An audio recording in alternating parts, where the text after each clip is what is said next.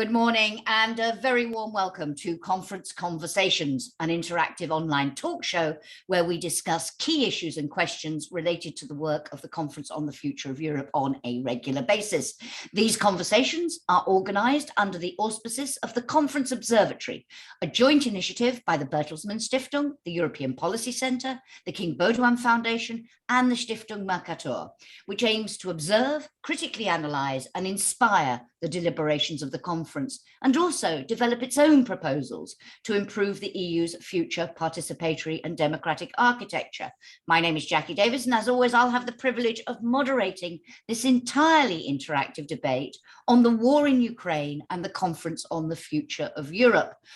On the day when the final conference plenary begins, we're going to consider where the process stands now in light of Russia's war of aggression against Ukraine, a watershed moment, as we all know, with immense consequences for the global and indeed the European order.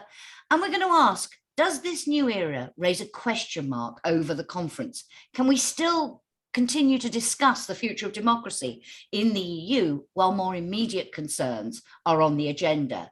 And more fundamentally, does this new reality change the nature of the whole debate on the future shape of Europe? Delighted to welcome to discuss this Brigid Laffan, Emeritus Professor at the European University Institute and co-chair of the Conference Observatory's High-Level Advisory Group.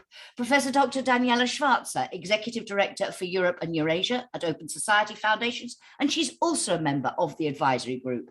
And with us, as always, delighted to welcome back Janis Emmanouilidis, Director of Studies at the EPC, and Dominik, Hierlemann, Senior Expert at the Bertelsmann Stiftung. A very good warm morning and welcome to you all. Just a couple of housekeeping notes before we start. If you would like to join our discussion, as I say, totally interactive session, click on the Q&A button if you want to write your question, not the chat, the Q&A, and please be as brief as possible. If you want to intervene by speaking, please click on the raised hands button and I will ask you to talk when I allow your mic. If you have any IT issues, use the chat button and our wonderful IT team will try to help you from behind the scenes. Last but not least, if you wish to tweet out about what you are hearing, please use the hashtag Conference Conversations. You can also use COFOE and the Future of Europe, but please make sure you use Conference Conversations. So, Dominik, before I turn to our guests and we begin to discuss the implications of the situation in Ukraine, just give us a sense, what's happening today at this final plenary and where do we go from here? Hello, good morning, Jacki. Good morning to all of you. I thought I'll kick off our debate with a quote from singer and songwriter Jim Morrison, who once said, "The future is uncertain, but the end is always near." So, I mean, the end of the conference is near, but will it be a success? Will it be a failure? That depends very much on the post-conference process. Today and tomorrow, as you've just said, we're having the final plenary meeting of the conference, and the executive board of the conference has already given its approval for the results of the 9 working groups. But what is on the table is a big pack of paper with 49 proposals, 200 so-called measures, and all based on 176 recommendations from the citizens panels, from the multilingual platform, but also from national events. So it is for sure a firework of ideas, and I'm sure some shine a bit brighter and longer, others will burn up and fade away pretty quickly. So what is in there? Things that's been discussed in Brussels for a long time, like qualified majority voting, the right of initiative for the European Parliament, but also beefing up the health union, dealing with democratic change and biodiversity and animal welfare. So a lot of things. So is it good or is it bad? And what happens now? Quickly, 3 things. So is it good or is it bad? So, I mean, first of all, I think it's that's what you can expect from a very broad process, from a process that has dealt with all the topics the EU is dealing with. So I'd say if you design a popcorn ideas making machine, you can't expect a single ice cream cone with single ideas and proposals on it. So there is a vast array of ideas, but some of the recommendations are pretty concrete. Second, so it's a kind of shopping list. Yeah, it's a huge list, but that also means that institutions, leaders, political parties and groups, they can pick whatever they want, and they are already doing it. They are picking some of the items in all push, yeah? And we already see this with the European Parliament. And lastly, so of course, the big T or the big C question, treaty change or a convention, all the recommendations will be presented to the Commission President, to the President of the European Parliament, also French President Emmanuel Macron on the 9th of May. Well, on that event, we will see what the leaders will be saying, what they expect, what they want to see in the future, how they want to drive this process forward. That's going to be pretty interesting, and I'm sure we will be discussing it today as well. So overall, I think the conference has been a catalyst, an accelerator of debates, but more debate will follow. Thank you very much indeed. And you started with a quote. I'd like to just start with a couple of quotes, our discussion on whether the war in Ukraine is having an impact or should have an impact indeed on what happens next. Because in March, when Ukrainian citizens and MPs joined the conference plenary, Guy Verhofstadt, MEP, one of the leaders of the conference, said the conclusions of the conference should reflect what he called the shockwaves the war had sent through Europe. He said, it is clear the future will be different from what we could imagine even a few weeks ago. So it will be necessary for Europe to change. And the French minister, Clément Beaune, said, in light of the dramatic events unfolding on our continent, reforming and reinforcing our union is imperative. And last but not least, the European Commissioner, Dubravka-Šuica, said, in these horrific circumstances, the conference is more important than ever. So I just wondered, and Brigid, perhaps I could come to you and Daniela first, given the immense consequences of the war and this change to our fundamental shock to our global world order, do you believe there needs to be some sort of rethink of the conference process, or are we too far down the line for that? Well, I think it's very clear we're too far down the line for that, because the first pit stop is the 9th of May. So what really matters is what happens after that. I think it's important to say that the war in Ukraine already intruded in the conference and was a very lively issue in all of the working groups that it had implications for. So the war in Ukraine is absolutely fundamental to what happens now. But of course, there's a lot of contingency and uncertainty about that war. We don't know if we're facing a long war, if we're facing a frozen conflict, if we're facing a hostile Russia, or at the beginning of the war, there was a lot of discussion on a deal, on an off-ramp solution. I certainly see no evidence that Moscow could be persuaded to engage in a deal that would allow Ukraine to survive broadly as it now is. And therefore, I think this war is going to continue. Now, what are its implications for the future of Europe? I think it affects all policy areas, and particularly energy, the energy transition. Discussion of European strategic autonomy just falls flat if you're as dependent on oil and gas as Europe is on Russia. And we see the weaponization of that by Russia vis-a-vis Bulgaria and Poland already, but also the issue of paying in rubles. And then the other area, obviously, is defense and security, because war has returned to Europe. And it's very clear that without NATO and without the United States, Europe on its own could not and would not have responded appropriately to this war. So the big issue of Europe's strategic autonomy in those areas. But then there's also the question of Europe, the polity, how Europe is effective, how it can take decisions. And I think, interestingly, one of the big challenges after the conference will be molding all those concrete measures and that shopping list into a coherent program. And Europe now needs a program. I think the headlines are there, the climate, et cetera, but we need to reassess priorities in the light of the war in Ukraine. And then the one other area that's absolutely crucial, which didn't feature in the conference because it was a different time, and that is enlargement and relations with the neighborhood. Yeah.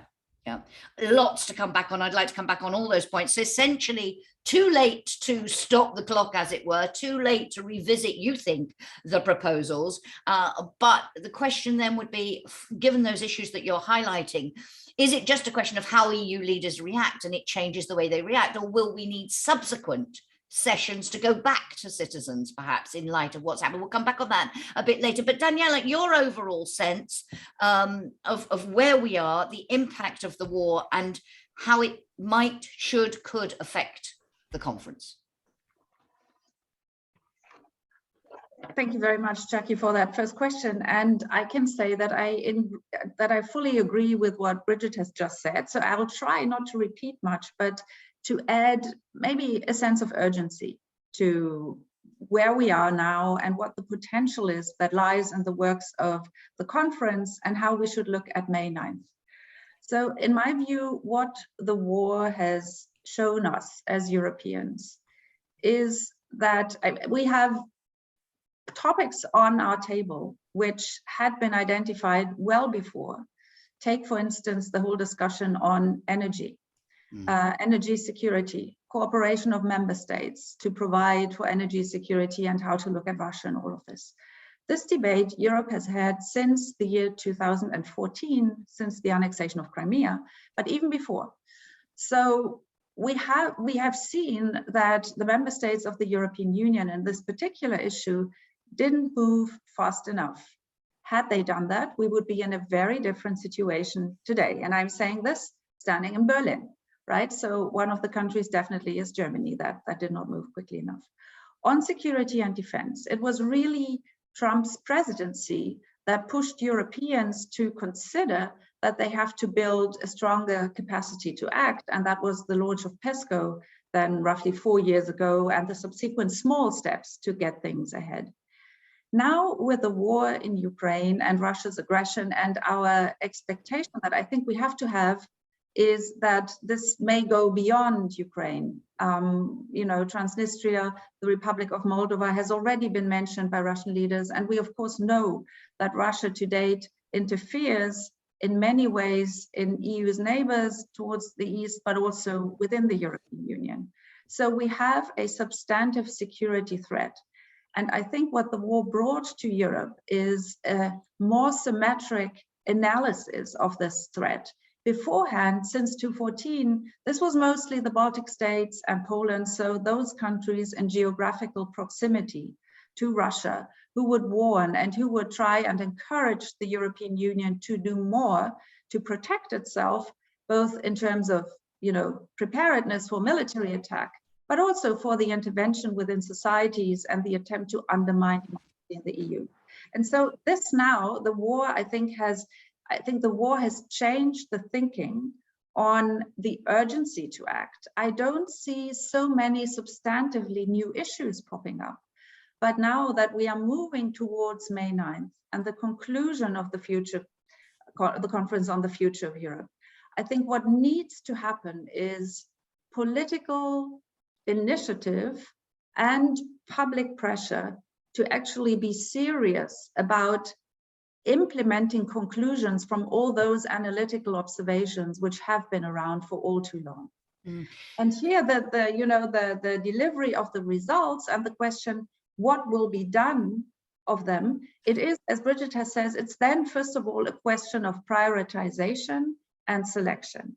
Okay. But I would add, it's also a question of reframing, because what the war has shown us with all its consequences is that any single member state of the EU is very limited in its capacity to deliver on the fundamental functions that a state should deliver. That's security, that's well-being, and so on. And here the EU has a new case to make for itself. It's going to provide public goods if it works well. in a broader and deeper sense than we have discussed so far. Let's delve into some of that in more detail, but an initial reaction, Dominik, if you would, in terms of it's the argument here is the conference is where it is. I mean, in fact, one of the reasons that we put this question to you is that Herman Van Rompuy, Brigid's co-chair on the high-level advisory group, at our last conference conversation said, no, we need to stop the clock. We need to pause. We need to reflect. We need to rethink. It seems to me that what both Brigid and Daniela are arguing, Dominik, is we can't do that now. We've been through a process. We need to see it through. But how we respond to its results will be radically different. Would you agree with that? Yeah. I absolutely would agree with that. I think it's a purely academic debate. So the conference can't be stopped. It shouldn't be stopped. So stopping the clock, I think, is not a feasible option. What is on the table now is what happens after the conference and how do we combine that with the larger picture and the debate on the future of Europe, on the future of democracy in Europe. Because I think what is really important is to keep in mind that Russia's war against Ukraine is a war against liberal democracy. It is a war against our liberal values, against freedom, humanity. So the war in itself, of course, is a human tragedy, a catastrophe, but it is an attack on democracy itself. And I also agree with Daniela and Brigid, what they said, that all the issues are on the table. So there is just a different sense of urgency.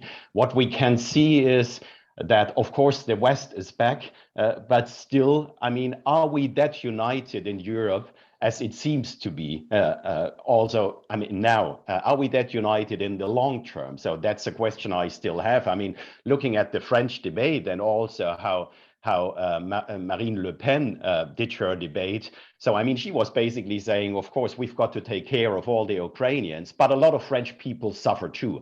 So we've got problems in Europe as well about fragmentation and polarized society, about our way of living, cost of living, and these are important issues. And when Daniela says we need a Europe that protects, so then I think there are two dimensions. The one is social protection, and of course the other one is protection in itself.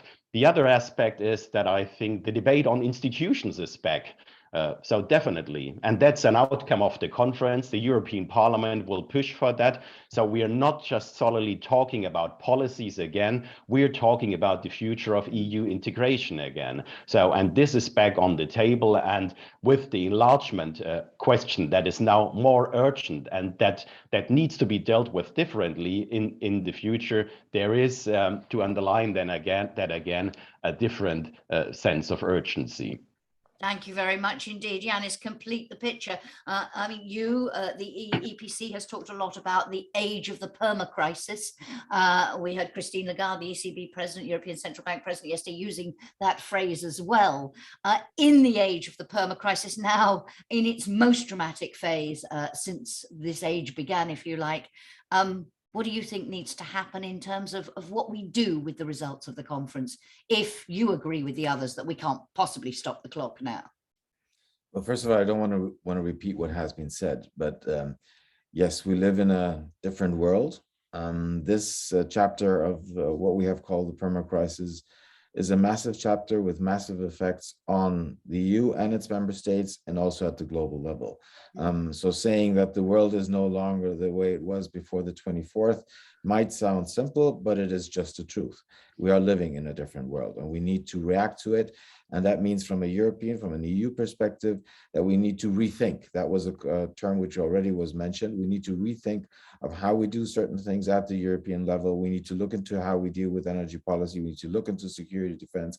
We need to look into enlargement. We need to look into migration, refugee policy. Everything has to be reconsidered. Let me take up a couple of other words which have already been mentioned. Daniela talked about pressure, public pressure. We've heard the word prioritization, the need to rethink, I already mentioned. And I think that that's all correct. And the question is what happens, as has already been mentioned, after the 9th of May.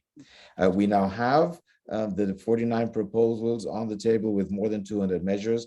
By the way, the fact that it's 49 proposals is only a categorization of the fact that you still have the measures which came up, especially during the deliberation with citizens, being packaged in a different way.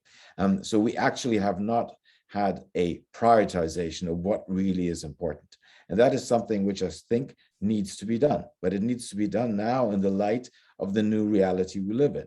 So this is a strong filter we have to apply after the 9th of May. Just to ask, who does that prioritization? Because as it stands, and as I understand it, at that point, that's matter for EU institutions, that's a matter for EU leaders. The role of the citizen in all of this, the role of this broad, wide public consultation is over.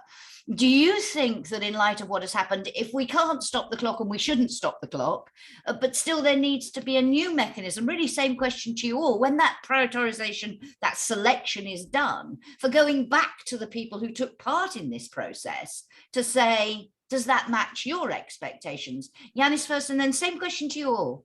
Well, yes, the involvement of citizens in the context of the conference is over.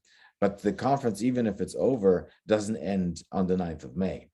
So there are already thoughts of how to involve citizens at a future point in time, to have a debate with them, the ones who participated in this conference, and to have a reflection of where we stand in the fall and maybe also then beyond.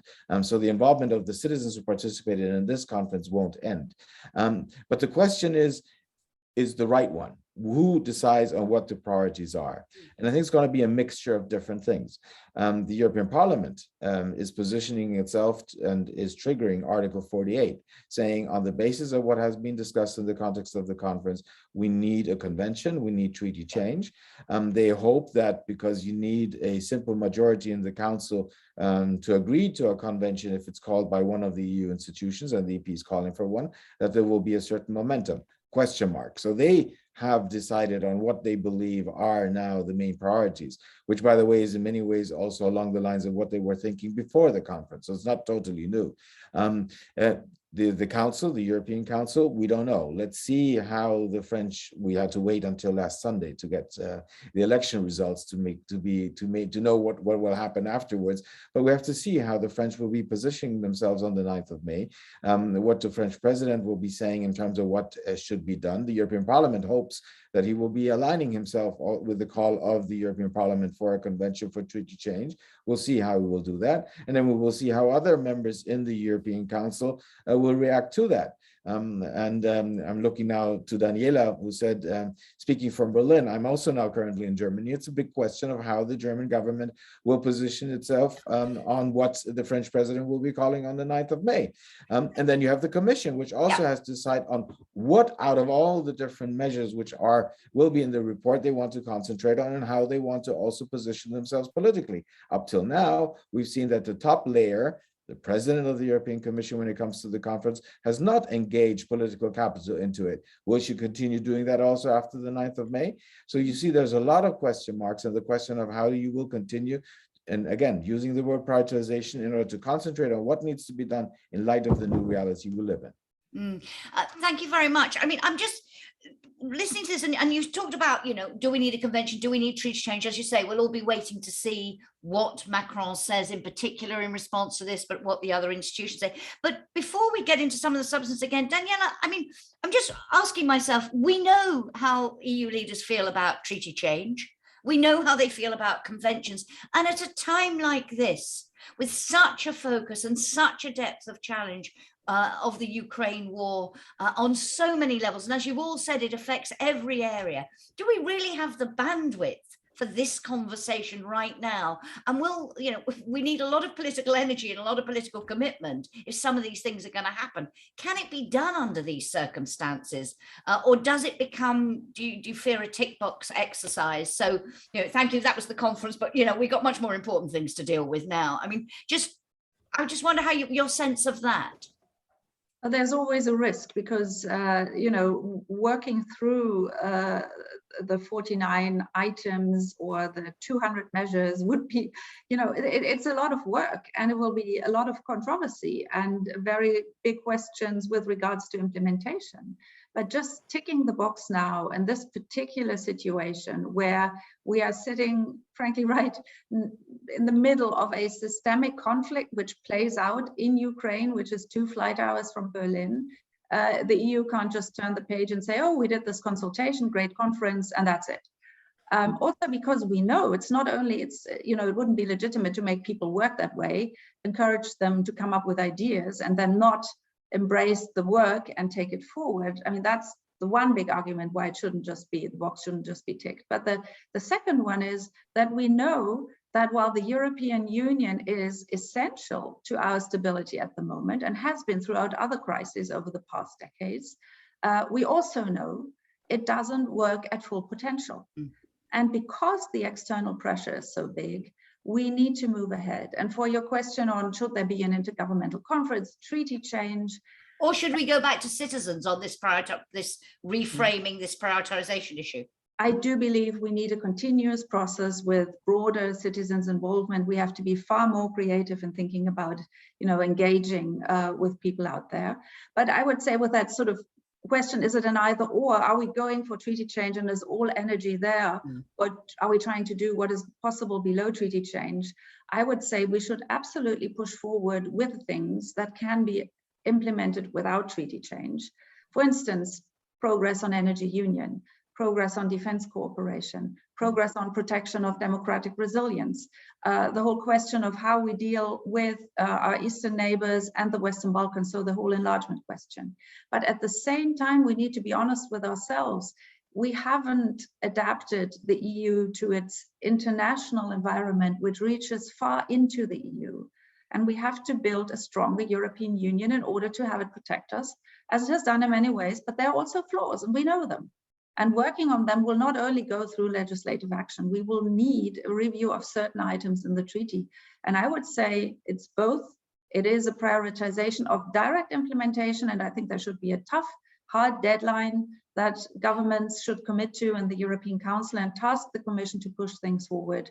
And the Parliament should accompany that. And at the same time, there's this bigger question which should also be launched, and that's treaty change. Thank you very much. Brigid, your reaction to this, and also in the high-level advisory group's report that you published a little while ago, looking at the future of participatory democracy, you outlined four sort of options for a future participation toolbox, as you called it, talking about different ways in the context of this conference. That was obviously a broader debate about the future of participatory democracy. But do you now see an argument that in this process of prioritization, of selection and so on, we would need to go back to the citizens again in this round, as it were?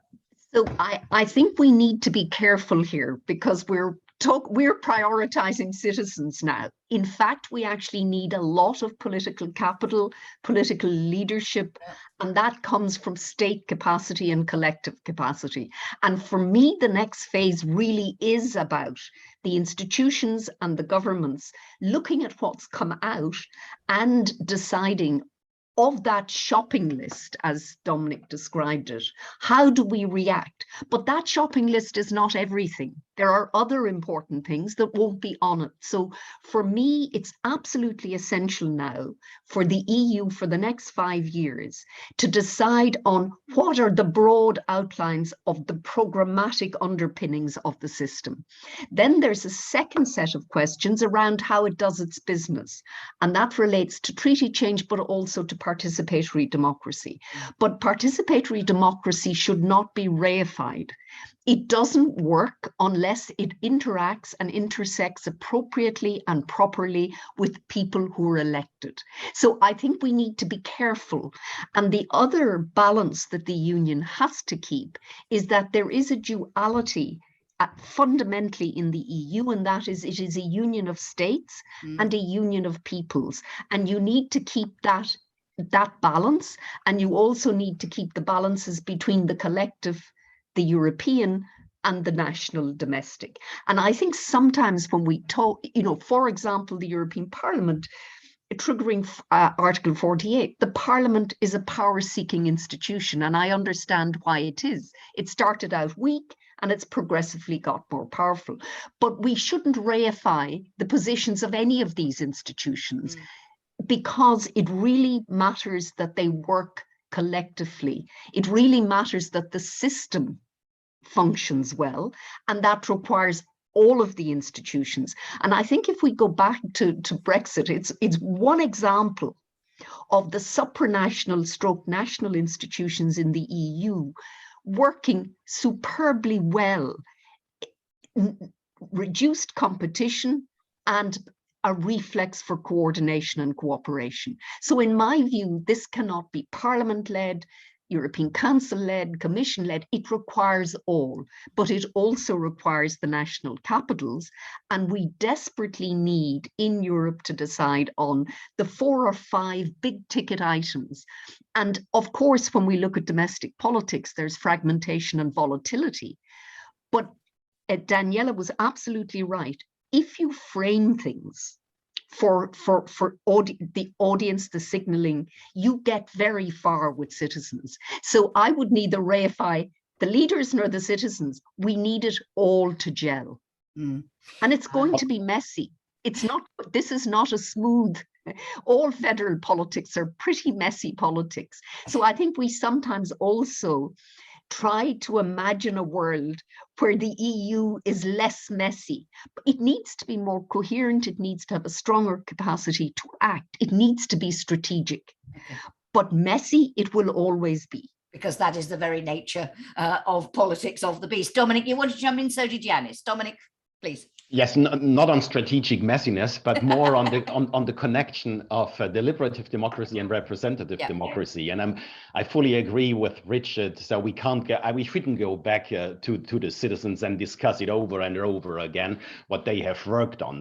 But I think we need to keep in mind now we're entering the kind of, I don't know, Brussels policy sausage making machine. Yeah, and that is okay. That is okay because this is politics, and that's the connection that needs to work. But there is another aspect when we talk about the convention, possible convention or treaty change, that at a certain point of time, leaders, some countries, they will need to go back to their public, to their very own people. There would be referenda, of course. And this is the question about how to combine mini publics that we have seen in the conference with the citizens panels, the citizens assemblies. How do we combine mini publics with a larger public, with a bigger debate? And now I think it is the time, not just going back to 800 citizens who participated in the panels or to a couple of more citizens who launched their ideas on the online platform, but it is really a time to go back to a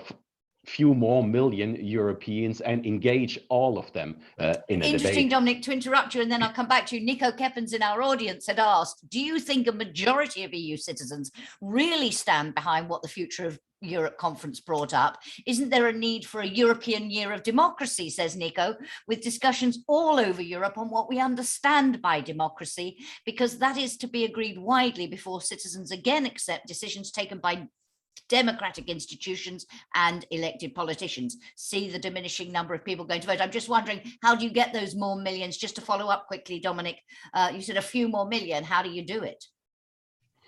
Well, I mean, a politician's answer to the first part of the question would be every year, every European year should be a year of democracy. So, and I think that's fine. The other thing is, of course, we can do various things.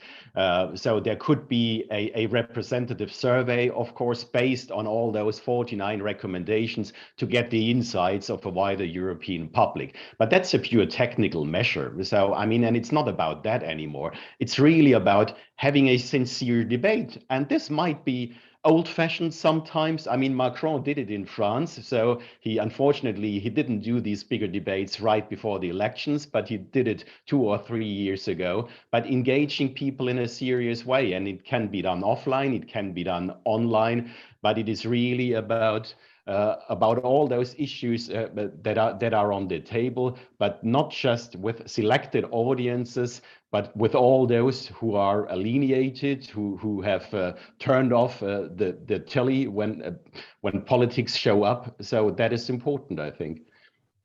Thank you very much. But an interesting comment here from someone. Yes, we mustn't as you say, too much of a citizen focus, but Stefan Schreck says, how can participatory democracy interact with the usual way of working in the council when member states negotiate starting from their national positions? Who's going to defend, he asked, the citizens' position? Janis, you wanted to come in. Yes, two things.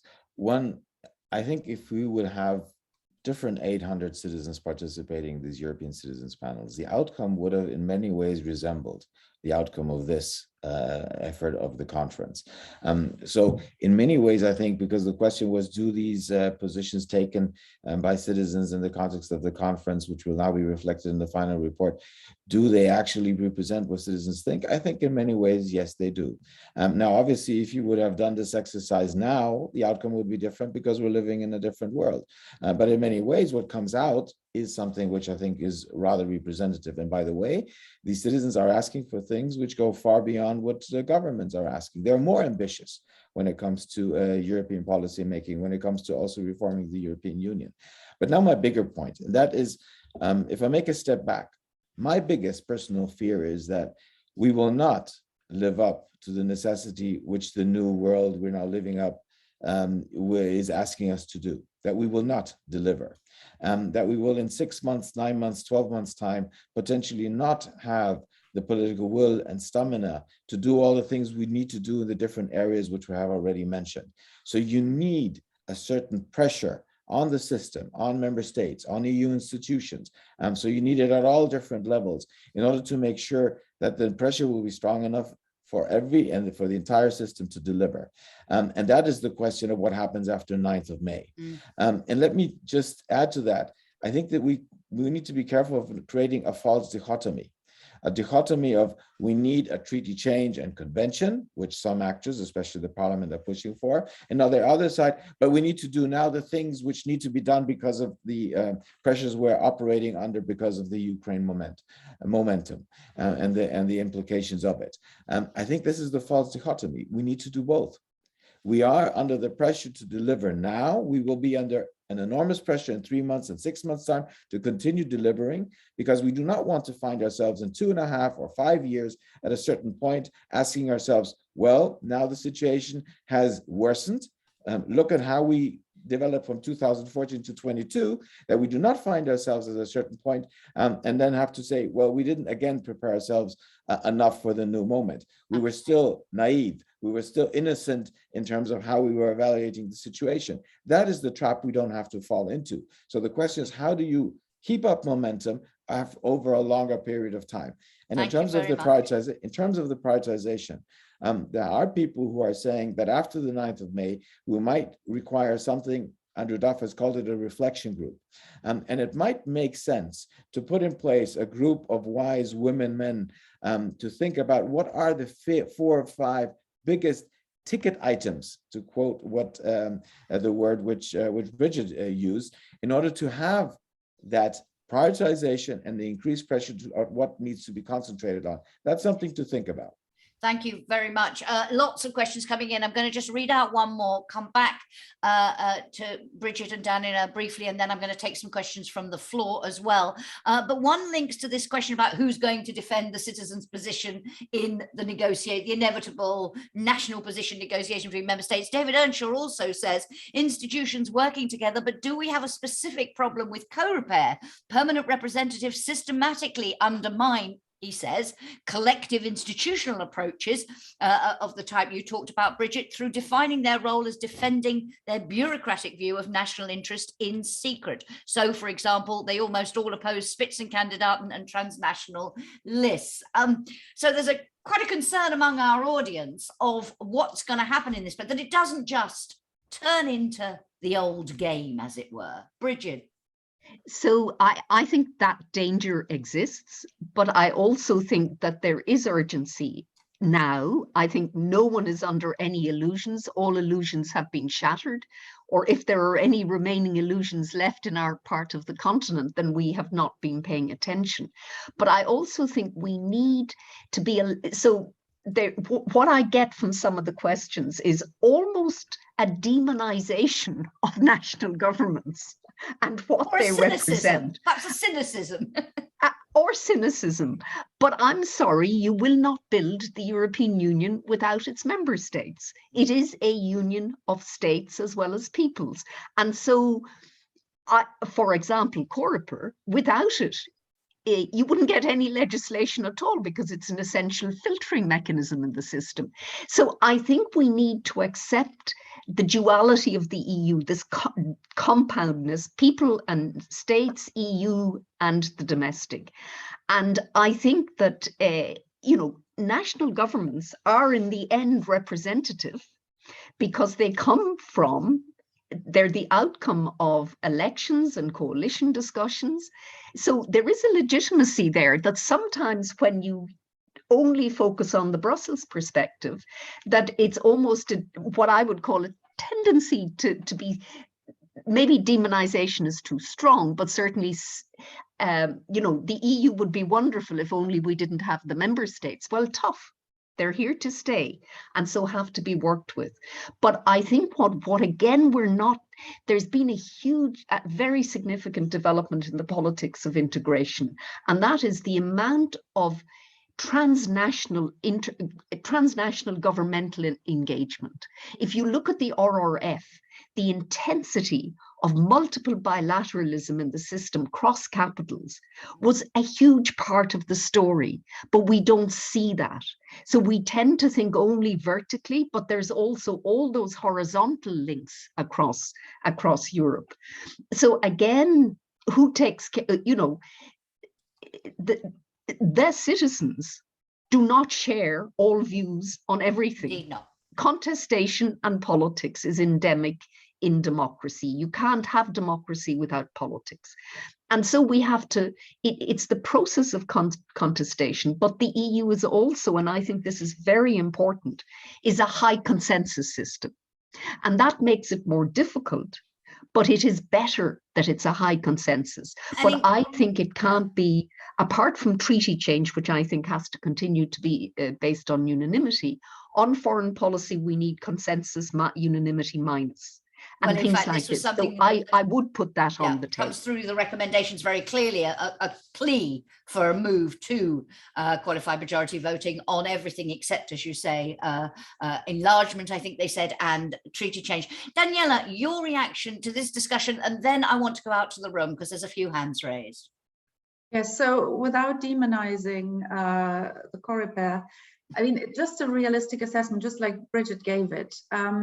Governments want to control the process. That's very clear, and that's what much of the decision on May 9th about what comes next will be about. To what extent will they be ready to share the ownership of that process going forward with transnational actors, with citizens individually, whichever way this involvement is going to shape up.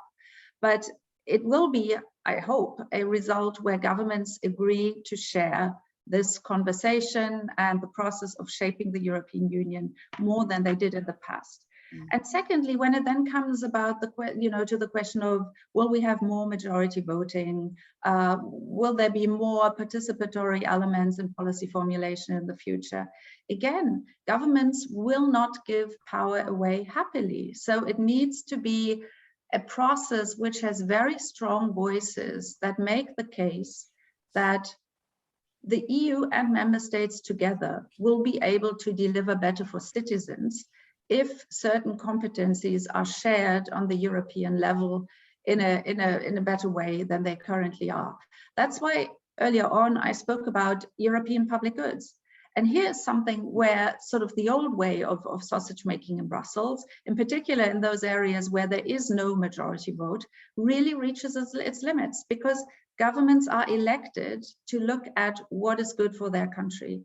And having this transnational view is keenly important. And that's why I think anything that can be done to strengthen transnational actors' perspectives, opinion building, also the idea of having transnational lists for European parliamentary elections, those may sound like little bits, but they are important pieces in the puzzle, because just adding 27 perspectives to each other doesn't make the best European perspective necessarily. And while I'm fully in agreement with Brigid, member states will stay, they will have to give away something for better delivery for citizens. And this process is going to be tough. I hope it will be successful, and we will have to think very smartly how in the sort of then ongoing decision-making, not that transfer decision, but then how policy is shaped, we have stronger transnational elements in designing European policy. Thank you very much. Let's take a few from the floor, and I'm going to ask everyone to be very brief because there's still lots of questions coming in. Iris Kemper, you had your hand up right from the beginning. Please activate your mic and away you go. Iris, can you hear me? Hang on. Let me see. Yeah. Iris, hang on. I'm trying to allow you all to talk. Iris, can you?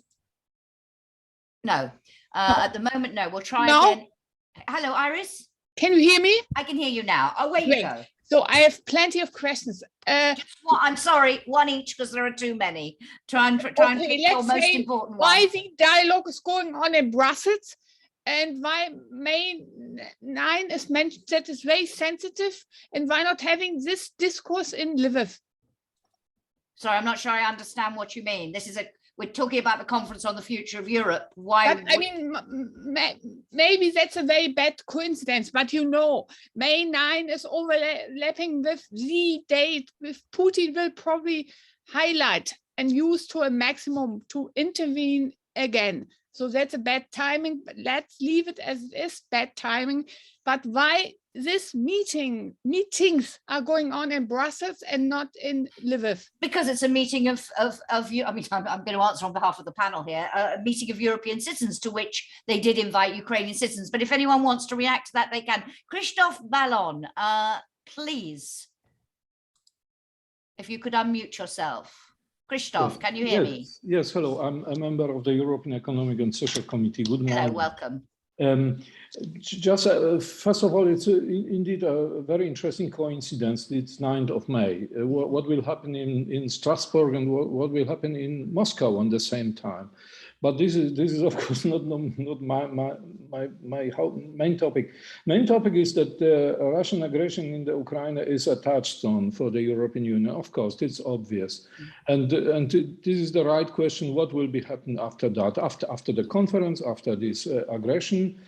What I can stress here is that we have such a body in the EU, which is European Economic and Social Committee. We are trying, advisory body, we are trying there to bring together interests of the civil society of all member states, but it's really a very, very difficult process. So it is a very, very difficult work to do. So I'm not skeptical about the outcomes of the conference, but I think we have indeed to have a solid work after that. What is optimistic is that from the 1st of July, the Czech Republic is taking the presidency of the Council of the European Union. We have had yesterday in Prague as a bureau of the committee discussion with the Czech Europe Minister, Mr. Beck. Yep. This is a very, very pragmatic government, this new Czech government. Okay. And it would be fine for this solid work. So sorry, this is not a criticism to France. No. But it is connected in France. Briefly, if you would, Christophe. Sorry, we don't have long. Sorry, yes.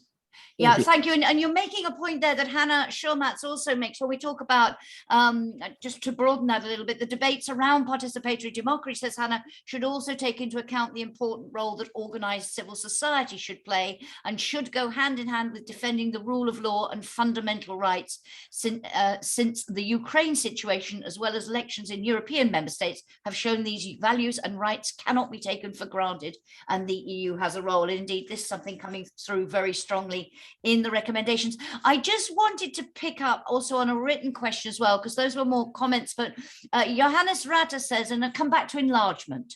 What needs, asks Johannes, to happen on enlargement with a view, firstly, Western Balkans, and secondly, the 3 new applicants, especially Ukraine? What could be the possible ways and scenario forwards? What could be the pitfalls? Brigid and Daniela, you both talked about enlargement at the beginning as one of those things that has the discussion has come back on the table. It has been for a long time really dormant. This has very much brought it to the fore. What needs to happen? Do you want me to yes, please. begin? And linking this to the conference, because I think it wasn't, as somebody said earlier, this whole conversation, the conference happened before Ukraine, and therefore enlargement didn't feature very strongly. So we don't get many signals from the conference itself on this. So the first thing is, obviously enlargement is back on the table, and I think the EU, it's one of those areas that might benefit from, say, a president's report or something that looks coherently at the tradition and the practices and the path dependency of enlargement policy and processes, and then asks, is this fit for the world we're in? And I would say the choices are around, the first is a multi-end type of enlargement. So Andrew Duff talks of affiliate membership, in other words, different kinds of membership. My view personally is that's for the rich countries, because poor countries will want the full package. They'll want to be full member states. They won't want to be relegated. So in my view, although I recognize that will probably remain on the table, that concept of multi-end, I think the balance will be between multi-speed and packages of accession. And what do I mean by that? That, for example, you could have situations where the EU allows for free movement of people before full accession and things like this, because I do think multi-speed, enlargement is already multi-speed, but the multi-speed dimension will remain. But the question is will enlargement remain negotiation of the entire acquis, etc., etc.? So I think it's an area that would really benefit from some innovative thinking and reflection, because I think we need to think very carefully. But in my view, the status quo is not tenable. Thank you. Daniela, and then Janis wants to jump in. Well, on the very concrete question, what should happen now with the three that have applied and the Western Balkans? I do not think that it's realistic to assume that the accession process as such will be sped up or changed in a way that Ukraine, Georgia, Moldova can hope for a quick accession. And I would also say that from an internal EU perspective, for some countries or groups of citizens, that wouldn't be legitimate, right? So I think in terms of, full membership and a formal enlargement process, this will, go in steps and it will be very slow. But what we need to do, in my view, and this is maybe saying it in different words than Brigid just did, is we need to open any policies that can bring the countries closer to the EU, that don't require full membership and hence also participation in the institutions. So if you like, anything but the institutions should be opened and done in a modular way. And I will give you a number of examples. Free movement was already mentioned. I know that the visa freedom that Ukraine got a few years back was really a very, very important step for the country and also for bringing countries together or citizens together. But yet that is a limited policy which has now been relaxed under the conditions of the war. But thinking through whether, visa-free travel can be actually expanded to real free movement. Second point, energy union. There's nothing more strategic at the moment for the EU if it wants to gain more stability in its neighborhood, including the Western Balkans and the Eastern neighbors, to think through how the efforts to provide energy security and reduce dependence on Russia can actually be extended to those countries. And this can be really applying part of the EU policy that is just being strengthened to them. Other ideas include more and more open participation in the single market. Quotas on agricultural products are, of course, put in place to protect EU countries. But as Brigid has said, in particular, the poor ones need to be in as close as possible. Okay. And I think it would be a strategic move to say we drop quotas, at least on certain products, because this will have important stabilization effects for those countries that are under the pressure of the war. I mean, Ukraine is a particular situation with all the problems we know about agricultural production there under war conditions.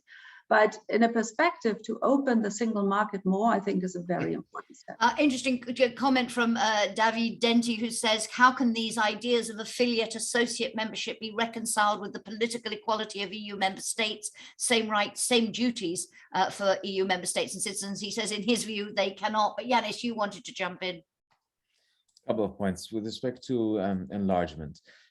Yes, it's not about a fast track procedure.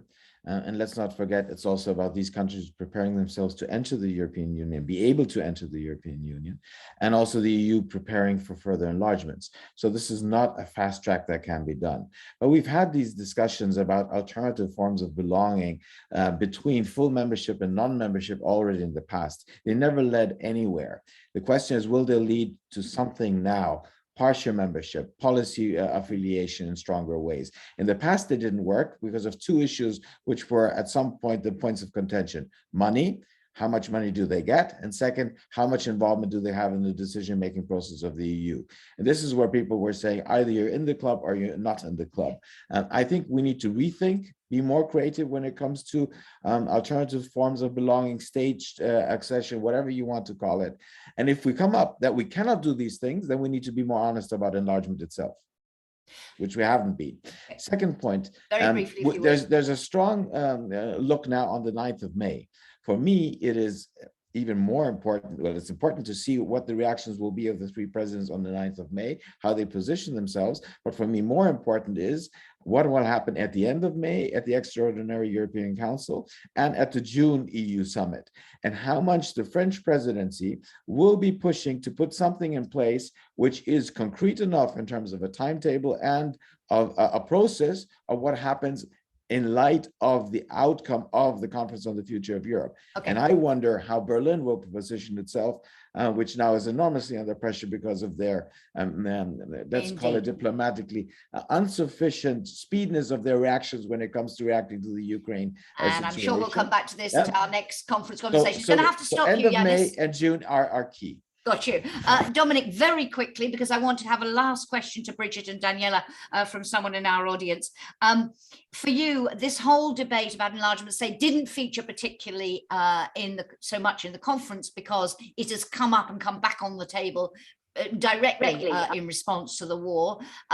Do you feel there's going to need to be more participatory mechanisms, more discussion of this by the broader public, as well as these conversations about what types of relationship we can have short of full membership, etc.? Is this something that needs to come back into the public arena as well?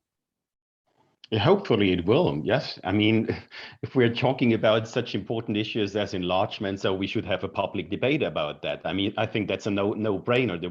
The question is how to do it. And I want to link it back to Iris Kemper's earlier question. Shouldn't the meeting take place in Lviv or Kiev instead of Strasbourg? Of course, I think that can't be the answer due to security concerns. But what we have on the 9th of May is that 800 randomly selected citizens come together from all over Europe. And I think this is a really strong symbol as well, that people in Europe come together, they invited to take place in a European discussion. But deliberative democracy is, of course, not the silver bullet for all problems. And it is really important to link new mechanisms really well to old mechanisms. And I think we've got to remind ourselves that democracy itself is about openness of the process. So it's not about solving things immediately. It's about being self-reflective and having doubts about our very own system. And this is the value of democracy. And I think we need to remind ourselves of that. And we need to have that constant conversation with citizens, with in new formats, with new mechanisms, in digital ways. But it's a constant process. Thank you. And you link beautifully, Dominik, to the question from Susanna Schmuder in our audience, and I wanted to ask Daniela and Brigid by way of conclusion. She says, my question relates to the future of citizen engagement in the EU. As the conference was progressed, you could see a growing appetite for citizens to be more engaged and participate more in policy making of the EU.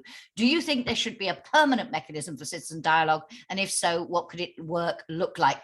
I'm afraid we only have a couple of minutes left, but this was an issue, as I mentioned earlier, in the high-level group's report. Please do take a look if you haven't already. But Daniela, for you, to this constant conversation Dominik was talking about. Do we need a permanent mechanism?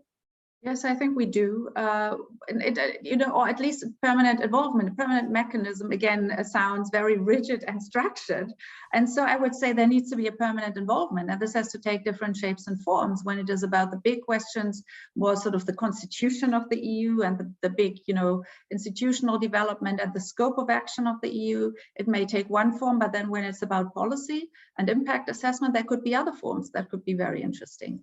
I also wish to say that it's not only the institutions that are responsible for citizens' involvement. In my view, it's really the political parties that need to do more.